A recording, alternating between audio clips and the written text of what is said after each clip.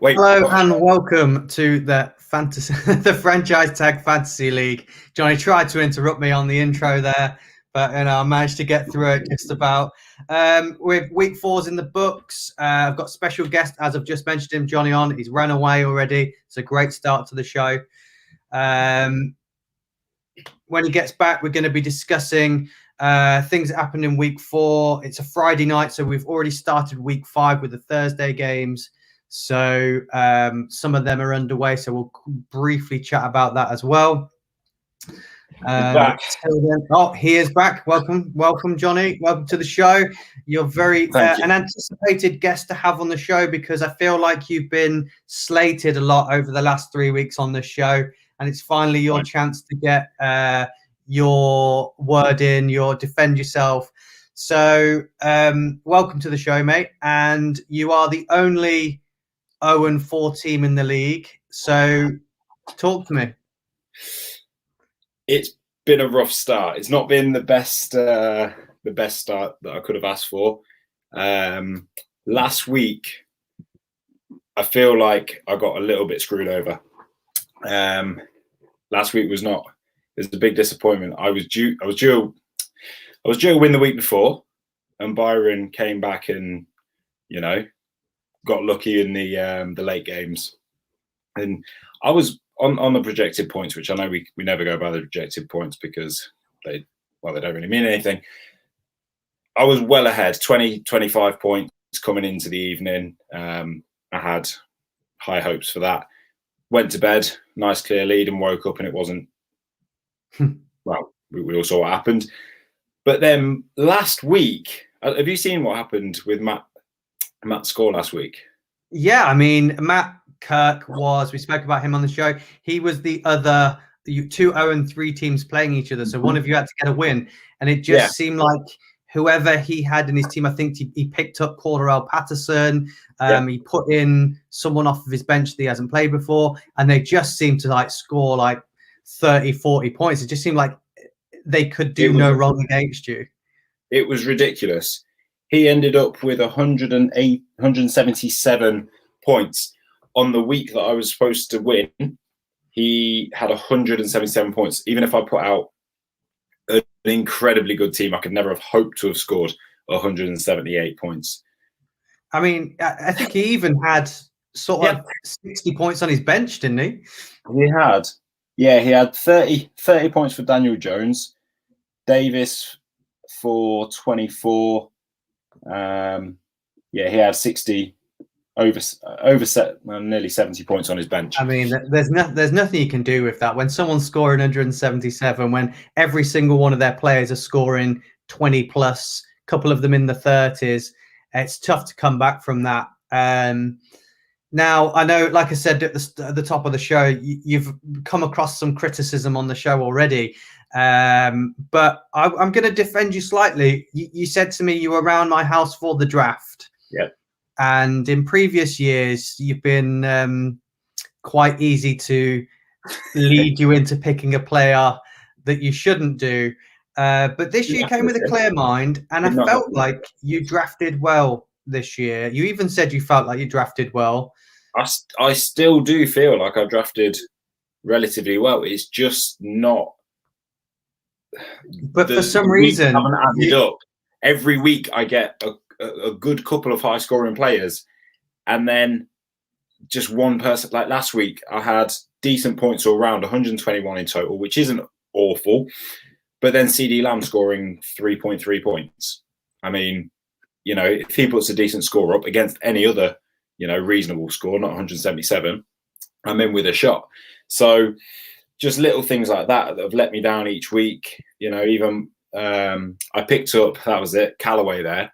I picked up Callaway in the hope that he would score some decent points with Michael Thomas being out for the first half of the season. And he didn't really do anything until last week when it really didn't matter. It's just each week there's been a piece missing. And to be honest, I think this week I will get my dub. I think that it's all going to come together this week. I've got high hopes. Yeah, I mean, if you do get who are you playing this week? Who are you up against? this week, is it Tinch? Oh, it's Tinch. It's Tinch. So yeah, it's a good matchup. It's a fair matchup. It is. I think that will be a close game. We had a lot of close games last week, bar sort of your big blowout. So yeah, and also it's a big one for you because obviously I've already beat you once already this year. So if I lose this week and you win, there could be a few of us on 1 and 4 at the bottom of the league. So I think I just edge you out on matchup. I'm going to talk to you slightly a bit about my game because I've championed your brother on this show every week, and I came up against him last week, and I thought I had the win in the bag, was sitting comfortably on my sofa, watching the scores roll by, clearly in the league until Deebo Samuel dropped a 75-yard touchdown and then got a garbage time touchdown as well. And then he ended up beating me by 1 point.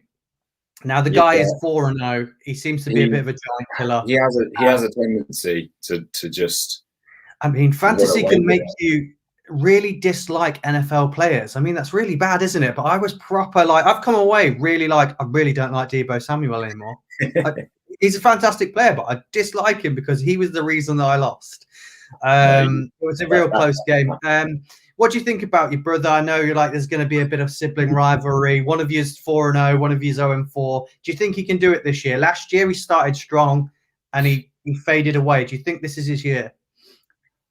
Well, obviously he drafts well because he's done so well in the first half. He's been in the league two years now and he's done well both seasons that he's been in. But like you say, he fades towards the end. So either he doesn't plan his bye weeks well, or he just, I don't know, maybe I don't think he does a lot of trades. I don't think he trades an awful lot. And maybe if he does want to stand a chance, he's got to consider actually letting go of some of them players that helped him out early in the season and making some plays for players that are going to be relevant later on in the season. But yeah, I mean, 4-0 is the strongest start he can have, and I don't see why he can't go on and do. Are you with where you're situated at the minute? Is he your tip for this year, or have you got someone else in mind, or do you still think you can do it?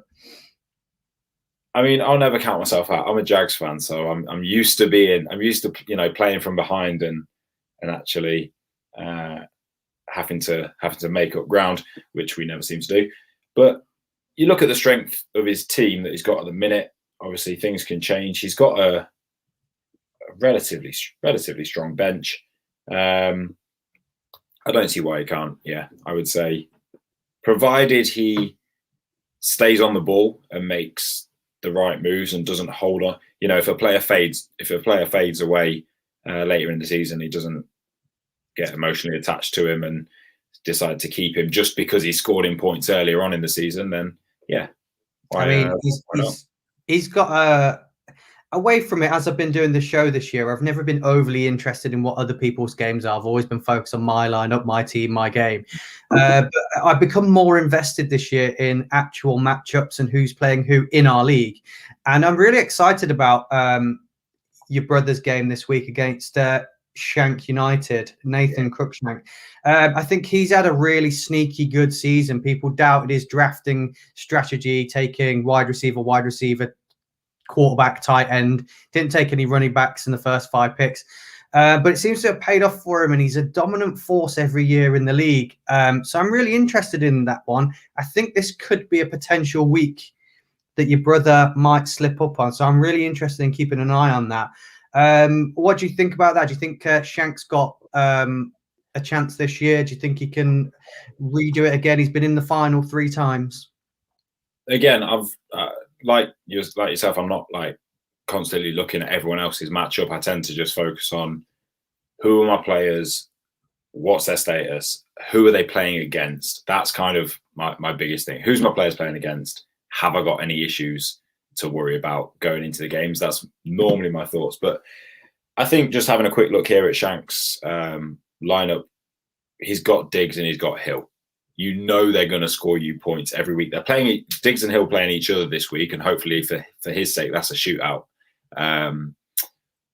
But yeah, the lack of running backs, they are your running backs are your core. Your running backs are they're your point scorers. You guarantee points every week, and I think not taking them, although it's served him quite well early on, especially the wide receivers that he did take.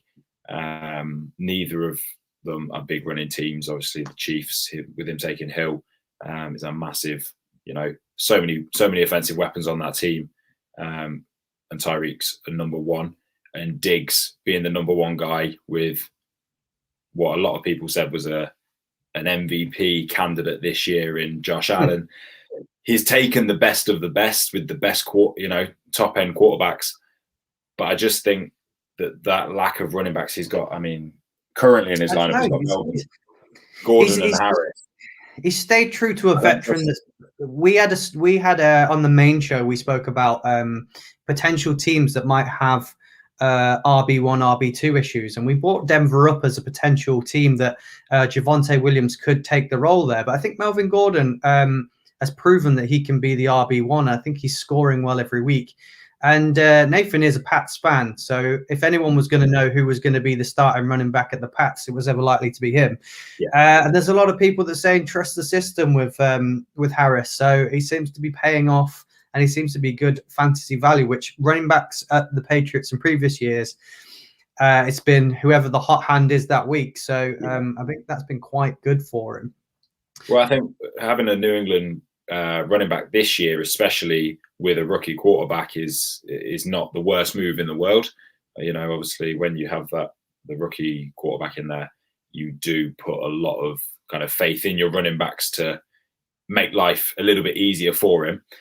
So yeah, not the worst idea in the world picking up the Pats quarterback. Just happens to be a Pats fan, kind of helps. But yeah, I'd still next season I will still be picking running backs first. You can put it that way. Yeah, I think I will as well. I don't think I'm going to trust Nathan's system, but they're the teams that are top. They're the teams that can be in at the top end of the table at the minute. When we look at the bottom half of the table and who you might be challenging with in your favourite Sacco chase, you've already played two of them, one being myself and the other one being Matt. You've lost to both of them already. Freddie is on that list as well. Do you think Freddie's a matchup that you feel is an easy win, or do you think there's some other easier wins further up the table at the teams that are 2-2? The back and legs. I mean, he's got probably two running backs. Definitely, if he was available, I was going to take Dalvin Cook. But I ended up, I think I drafted, I was last in our draft, so he was never going to be about. He's got my number one running back. Obviously, he had a bit of an injury worry. Was it last week or the week before? And DeAndre Swift. I think he's got a relatively good team. Noah Fant, I know he's played quite well. Played very well, actually. And the Panthers D, which hasn't been a bad shout, whether or not he knew how good that would be. He's got potential, but I'm never going to say that he's out. Now I've analysed his team a bit more. I think the issue with his team when you go through it is he's got a lot of boom or bust players. There's a lot of people in there that, fantasy-wise, they either score big or don't score, and I think that's his issue. He's got to have a week where they all click together. I think Hunter Renfrow, Tim Patrick, DeAndre Swift, Noah Fant, they can have huge fantasy weeks, and they can also have weeks where they just don't feature at all. And I think that's his big struggle. Yeah, I mean, that's like I've expressed with my own team. It's one week I get half the team perform, and then the other weeks I get the other half, but the first half doesn't perform, and it just doesn't. It never seems to really click on a single given week. So I feel his pain there. Mm-hmm. I don't think he's got a bad team. He's got a lot of number one targets, and his two running backs are starting running backs, both questionable for this week, which has got to be a bit of a worry for him. But yeah, I think he looks all right. It's only Freddie, though, isn't it? So you briefly mentioned there that you were last pick in the draft this year. Yes. Do you think where you pick in the draft plays heavily on your season too much? I've always thought that last, for me, I was quite happy to go last, having last pick and first pick in the second round. But do you think it has been the reason why you're at the bottom of the table? No, I think that with getting that back-to-back pick straight away, I think if you pick first, you're not guaranteed two good running backs. You're guaranteed the best running back, or going into the season, the best perceived running back. But I think picking last, you're guaranteed two good solid picks, and they might not be your best, but the best ones, but they might also be good solid picks that happen to have breakout seasons from an RB1 position. So no, I don't think it's the reason that I'm last. It definitely doesn't help. I'd probably draft around 4th or 5th from last.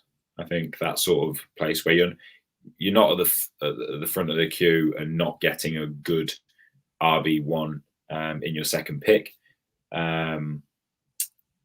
So yeah, 4th or 5th from last would probably be I'd say the ideal position, but I wouldn't say it's the reason that I'm 4th. Now, the waiver wires has been a big topic over the last couple of weeks on this show. Has there been many players that you've gone for and missed out on? And was there anyone you were looking at this week? No, I actually have not touched the waivers as of yet because, as I've said, my players are good. I've got good players that are playing well, just not at the same time.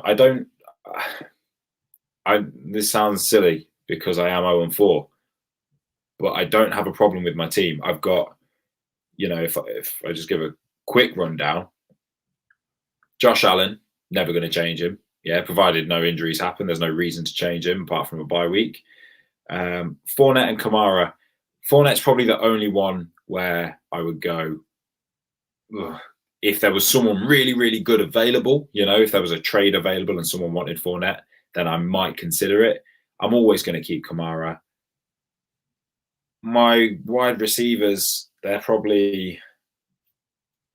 not the best, but they're also not the worst. CD Lamb, I still believe that he's due a big, big game. I've watched quite a little bit of the Cowboys this season so far, and I think he's a fantastic player. He's it's just not lined up for him with my team. Laviska Shenault, I think he's having as good a season as you can have at Jacksonville. He scored 17 points last week, which was pretty impressive for a Jags player. And then I've got options in the tight end position. Currently, I've got Dalton Schultz purely because they are 3 tight ends. We mentioned it last week on the show, I think. Why have you got? You can only play one. Why have you got 3 tight ends? Because name who I've got. You have got Dalton Schultz. And who are they playing this week? I mean, is that what you're basing it on, matchups? They're playing the Giants. I mean, the Giants' defense has not looked as good as what we thought it might. But at the end of the day, it's still a competitive defense. They've not conceded masses of points. So, and then you've also got Dawson Knox and Mark Andrews. Of the teams that are being played this week, they're playing the Giants. He scored 2 touchdowns, I believe, last week. So I'm hoping he carries on that hot run of form. You're right. I have got Mark Andrews, who is a banker every week, but they are playing the Chiefs. No, not. They're playing the Colts. They're playing the Colts. So he's my 50-50. Dawson Knox against the Chiefs. Again, it could be a shootout. I could be missing out on points there, but he's playing the Giants, man. He's playing the Giants. I mean, we'll see, but it's still 3 tight ends in your team. It's still 3 tight ends. It's an odd choice. Byron actually, of course, being a Bills fan, did try to trade for Dawson Knox the other week. I'm sure it was Dawson Knox, but he wouldn't give up. Who did I ask for? Surely a wide receiver. No, it was a fair trade either way. He just was being a bit greedy that day. Now the big 2 for this week, I think, on the waiver wire were Alex Collins and Damian Williams. So, I mean, I was lucky enough to pick up Damian Williams. I think he's going to be good if Montgomery misses any length of time. And Alex Collins, although I watched some of the game from last night, I don't know whether if you have. I thought Alex Collins had a really nice game, but it hasn't reflected in fantasy very well. He's only scored 9 points, I think. Well, I thought that was a really good waiver wire pickup from Ben Sleeth, but apparently not. Collins, yeah, no, he was due a big game against. Yeah, well, Chris Carson was out. You know, they had a tough matchup against the Rams, but he looked like he had a nice game. But like I said, it didn't really reflect. I think he only really had a couple of big rushes that were anything of any merit, and he wasn't really used in the receiving game. I think DJ Dallas was probably a bit more effective in the catching game. Yeah, 47 rushing yards and 2 receptions. Like I said, fantasy it doesn't look good, but on the field it looked like he played all right. But hey ho, I don't know whether you caught the episode that I had Byron on. You may have done. We spoke at the end of the show about Sacco punishments. Yeah. And we declared declared that wearing the Andy Dalton jersey, I think that's adequate, is not a punishment for you. You've worn it that many times. You even made friends wearing it down at Wembley. Yeah. So we tried to come up with. It's terrible that. I think we should keep it as it is. We tried to come up with some new punishments for you if you are in that position again this year. Now, his one that he wanted was for, I don't know whether you watched the League, the TV show. I've seen the League. So the episode where Andre, well, of course, loses and plays the flute at the bus stop. Yeah. Now, we don't want you to play flute. Byron suggests that we make you busk with your guitar. Like in that video. So how do you feel about that? And is that something you'd be willing to agree on as a punishment if you were Sacco? I would agree to it, provided everyone else would also agree to do the same punishment. I think it's only fair that if I would agree to it and I don't Sacco and somebody else does, then they would, forfeit to the same punishment. I think. But they haven't experienced the Andy Dalton punishment, so for them that's a punishment. That's not a punishment. You make friends. You've experienced that punishment that many times. It's now a pleasure. You may as well just become a Bengals fan. You've worn that jersey that many times. This season is better than being a Jags fan. I mean, yeah, most years it's got to be tough being at the bottom of your fantasy league and also supporting the Jags. It's got to be tough every week. I mean, I was finding it tough, struggling each week and being a Giants fan and an Arsenal fan, and just every week everything going badly. But luckily for me, Arsenal picked up a little bit. The Giants looked a bit better. They got a win, so things are looking a bit rosier for me. They're not for you, mate. Well, I'm a Leeds fan, so to be fair, they're having about as good a season as the. Have they won a game yet this year? Have they just drawn? They beat Watford 1-0 the other week. They drew about 4 games in a row. Yeah, right. Sacco. Yeah, I mean, I'm not going to reject a Sacco punishment unless, obviously, it puts my health or well-being at risk. Or my dignity. Yeah, I think I've come up with a few in the past that are probably not worth airing. I think that probably gets us in a bit of trouble, but that you politely declined. But yeah, is there anything that you think you'd like to do as a punishment from the previous? Do you think a tattoo? We've mentioned that before, of our choice, or a haircut of our choice. I know your hair is very the hair. To be honest, I'd be more inclined to the tattoo than I would to the haircut.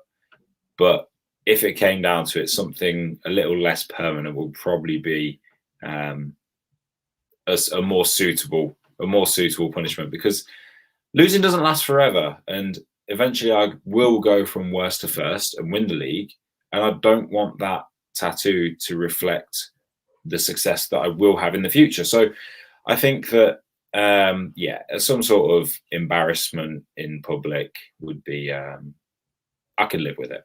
I could live with that. So whatever you guys come up with, I'm sure I'll be able to pull it together and get it done. Good lad. Good. That's what I like to hear. You're always a good sport with stuff like that. Now, just before we log off, it wouldn't be right for us not to mention my other co-host who's usually on here with me. Adam is the rookie to our league. I think he's breaking in quite nicely. I think he's been quite quiet on the group chat than what I expected him to be. I thought he'd be a bit more mouthy, but he's not having. Like, is it? He's a bit of a wind-up merchant. He likes, in our fantasy, in our franchise tag group that's just for us that work on it. He gives me a bit of stick on there, so I thought he'd come out with a bit, because he doesn't know you guys. He's got nothing to lose. I thought he'd come out with a bit more stick. So that in mind, he is the rookie this year. What are your thoughts on him, his team, and where he might finish this year? You haven't played him yet either, so could be interesting. I've not played him yet. I'm just looking at his team here. Wise move in Jamar Chase. I don't know if he just had faith that partnership was going to play out the way that it has, and obviously that's not a bad move to have made. Obviously, it's always a risk taking the rookies coming out and joining the big league. Finding out if they can cut it or not, and he with Joe Burrow there, he's done a great job. Austin Eckler's been so solid for so long, unless he's injured.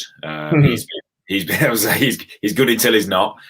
He is probably up there in my top 5 fantasy running backs.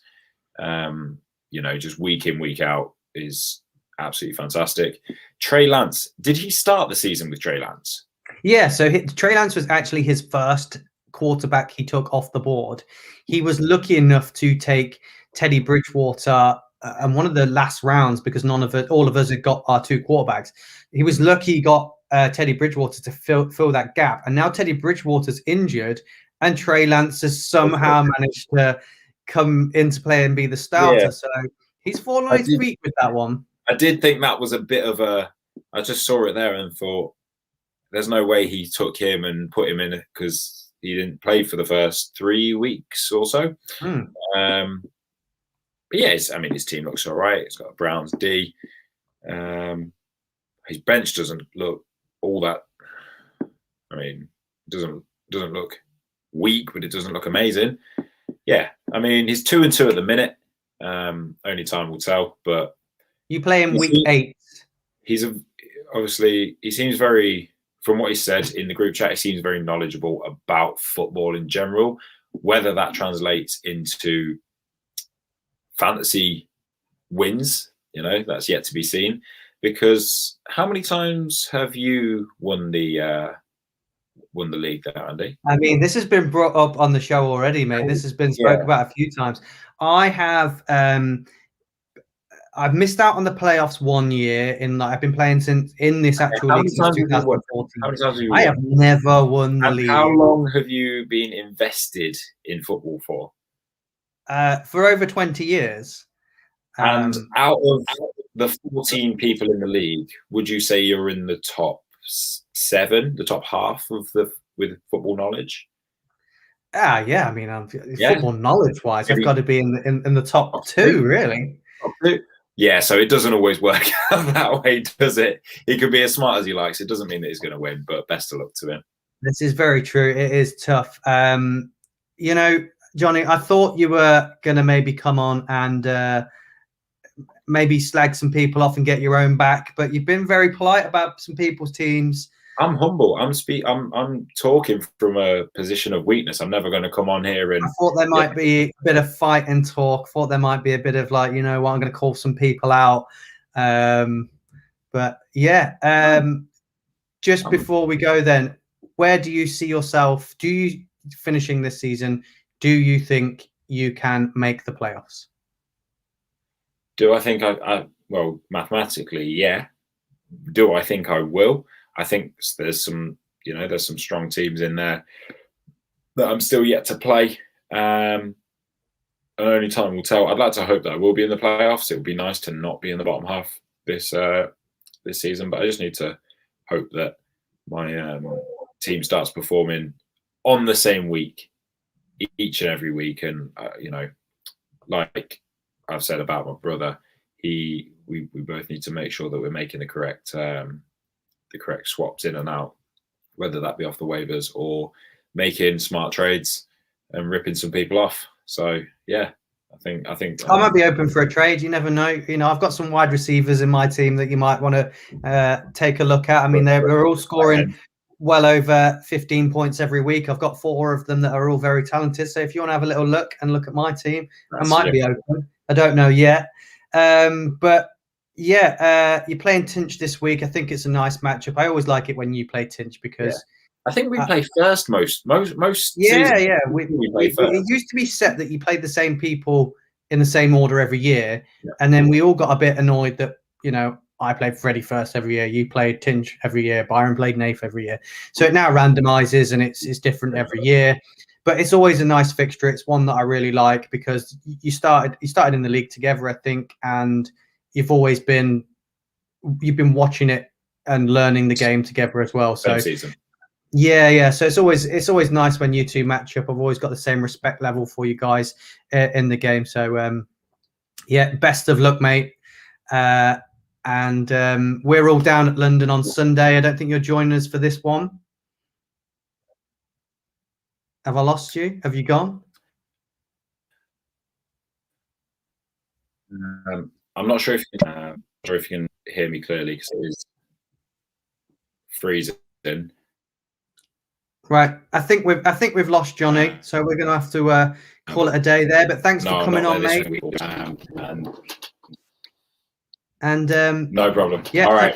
Thank you for that. Don't forget to catch the main show in the week, and we've got a load of cool stuff coming up Sunday. I think we're going to do a load of live streams from the Tottenham Stadium. I think me, Freddie, and Adam are all going to be there. So log on to Insta, Twitter, Facebook. We'll be all over that. But till then, best of luck in your fantasy leagues. Cheers, guys. Cheers, Jonnie. Bye-bye.